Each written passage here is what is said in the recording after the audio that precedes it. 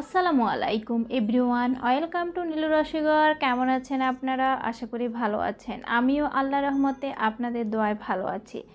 আজ আমি আপনাদের জন্য নিয়ে এসেছি চাইনিজ মিক্সড ফ্রাইড রেসিপি। এটি আমার একটি রিকোয়েস্টের ভিডিও। এটি আমি ঘরোয়াভাবে কিভাবে তৈরি করেছি সেই রেসিপি আপনাদের সাথে শেয়ার করার জন্য নিয়ে এসেছি। যদি রেসিপিটি আপনাদের ভালো লাগে তাহলে আমাকে একটা লাইক, কমেন্ট, শেয়ার করে দিবেন এবং আমার আগামী ভিডিও নোটিফিকেশন পেতে আমার চ্যানেলটিকে সাবস্ক্রাইব করে রাখবেন। আর রেসিপিটি দেখার সময় স্কিপ করে দেখবেন না। যদি স্কিপ করে দেখেন তাহলে রেসিপিটির অনেক টিপস আপনারা স্কিপ করে যাবেন, রেসিপিটি পারফেক্টলি আপনারা তৈরি করতে পারবেন না। আর এই রেসিপিটি আমি ঘরোয়াভাবে কীভাবে তৈরি করেছি সেটি আমি আপনাদের সাথে শেয়ার করছি। চলুন তাহলে কিভাবে তৈরি করছি। এর জন্য নিয়েছি আমি প্রথমে চিকেন এভাবে কেটে নিয়েছি, আর নিয়েছি চিংড়ি মাছের খোসা ছাড়িয়ে এগুলোকে আমি ভালোভাবে ধুয়ে নিয়েছি। এখন এগুলোর মধ্যে আমি দিয়ে দিচ্ছি 1 টিস্পুন পরিমাণ লবণ, 1 টিস্পুন পরিমাণ টেস্টিং সল্ট, 1 টিস্পুন পরিমাণ সয়া সস, 1 টিস্পুন পরিমাণ ভিনেগার, হোয়াইট ভিনেগার, 1 টিস্পুন পরিমাণ সুগার বা চিনি, 1 টিস্পুন পরিমাণ oyster সস। এখন এগুলোকে আমি ম্যারিনেট করে, হাত দিয়ে ম্যারিনেট করে এগুলোকে আমি আধা ঘন্টার জন্য ভিজিয়ে রাখব। আধা ঘন্টার জন্য আমি এগুলোকে এক সাইডে রেখে দিচ্ছি। এরপরে আমি আরও নিয়েছি এখানে রাইসের জন্য বাঁধাকপি, তারপরে নিয়েছি আমি গাজর, তারপর নিয়েছি আমি বরবটি, স্প্রিং অনিয়ন দেয়, এখন তো স্প্রিং অনিয়ন পাওয়া যায় না। তারপর নিয়েছি ক্যাপসিকাম, তারপর নিয়েছি কাঁচামরিচগুলোকে আমি এভাবে কেটে নিয়েছি। তারপর নিয়েছি 3টে ডিম। তারপর আমি 1 কেজি পোলাও চালকে ভালোভাবে ধুয়ে রেখেছি আধা ঘন্টা আগে। এগুলো শুকিয়ে গিয়েছে, দেখুন এরকম হয়ে গিয়েছে। এবার এই পোলাও চালগুলোকে আমি সিদ্ধ করব। চুলা আমি আগেই পানি বসিয়ে রেখেছিলাম, পানি গরম হয়ে গেছে, আমি চালগুলো দিয়ে দিয়েছি। নেড়ে দিচ্ছি যেন সমানভাবে সবগুলোই সিদ্ধ হয়। উতরিয়ে গিয়েছে চালগুলো,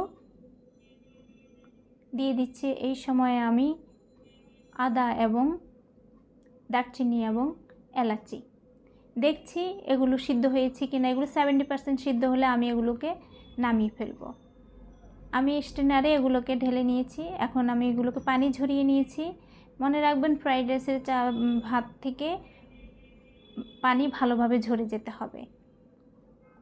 আর এগুলোকে একটু ধুয়ে ফেলবেন যেন ঠান্ডা হয়ে যায়। আমি ধুয়ে ফেলেছি তাড়াতাড়ি ঠান্ডা হয়ে যাওয়ার জন্য। যদি গরম থাকে তাহলে এগুলো সিদ্ধ হয়ে যায়।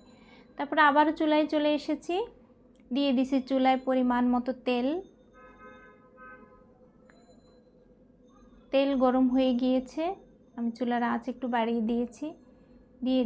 এখন আমি ম্যারিনেট করা চিকেনগুলোকে এই গরম তেলে দিয়ে দিচ্ছি ভেজে নেওয়ার জন্য। এখানে চিকেন এবং চিংড়ি মাছগুলো আছে, সবগুলোকে আমি এখন একটু ভালোভাবে ভেজে নেব। নেড়ে চেড়ে দিচ্ছি যেন সব একটার সাথে একটা লেগে না যায়, আলাদা আলাদা থাকে। এগুলো ভাজা হয়ে গিয়েছে, এখন এগুলোকে আমি নামিয়ে ফেলব। একটা স্ট্রেনার চামচ দিয়ে আমি এগুলোকে ছেঁকে একটা প্লেটের মধ্যে উঠিয়ে রাখছি। সবগুলোকে উঠানো হয়ে গিয়েছে। এবার একই তেলের মধ্যে আমি এখন কেটে রাখা সবজিগুলোকে একে একে দিয়ে দিচ্ছি ভেজে নেওয়ার জন্য। এখন এগুলোকে আমি চুলার আঁচ বাড়িয়ে দিয়ে সবগুলোকে ভেজে নেব।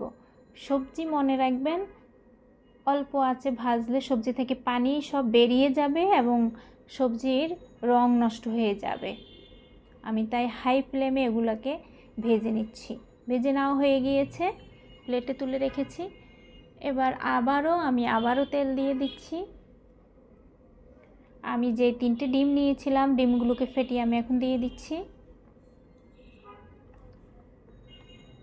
ডিমগুলো যখন একটু চাকা হয়ে আসবে তখনই ডিমগুলোকে নাড়া দেবেন। তারপর ডিমগুলো সুন্দর ঝরঝরা হয়ে ভাজা হবে। এরকম ঝরঝরা করে আমি ভেজে নিচ্ছি। ভেজে একটি প্লেটে নিয়ে নিয়েছি। এবার আবারও চুলায় চলে আসছি। চুলায় কড়াইতে আমি বড় কড়াই নিয়েছি। কড়াইতে আমি বাটার দিয়ে দিয়েছি। মনে রাখবেন বাটার দেওয়া অবস্থায় চুলার ফ্লেম কম রাখবেন।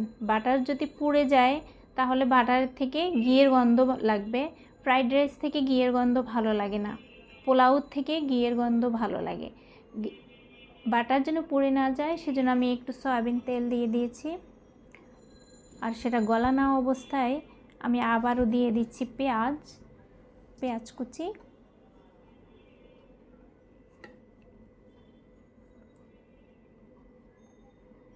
নেড়ে চেড়ে দিয়ে দিচ্ছি 1 টিস্পুন পরিমাণ আদাগুলোকেও আমি একটু ভেজে নিব যেন গন্ধটা চলে যায় আদার।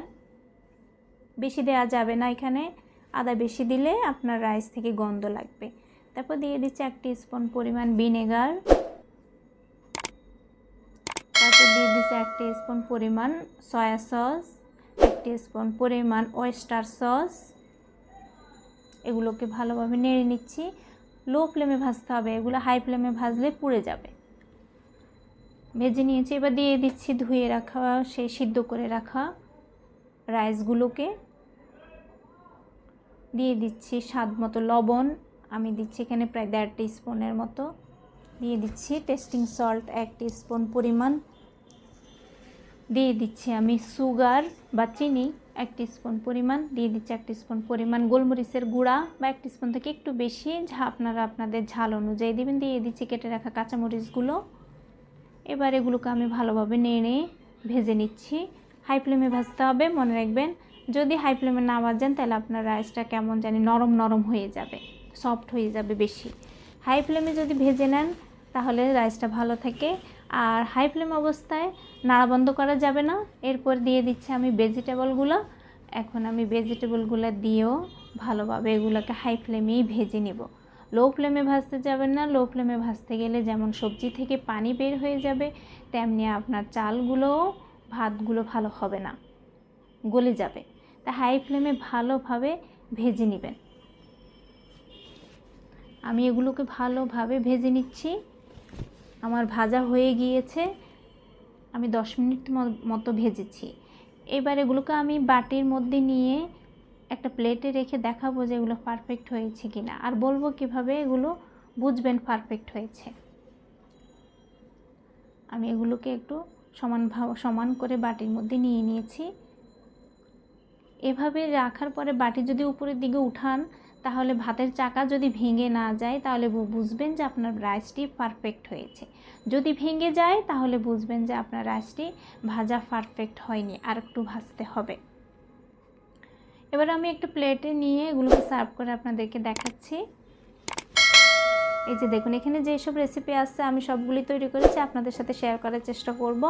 আর রেসিপি যদি ভালো লাগে অবশ্যই ট্রাই করবেন। কমেন্টে জানাবেন আমাকে আমার রেসিপি আপনাদের কেমন লেগেছে। আমার জন্য সবাই দোয়া করবেন। আসসালামু আলাইকুম।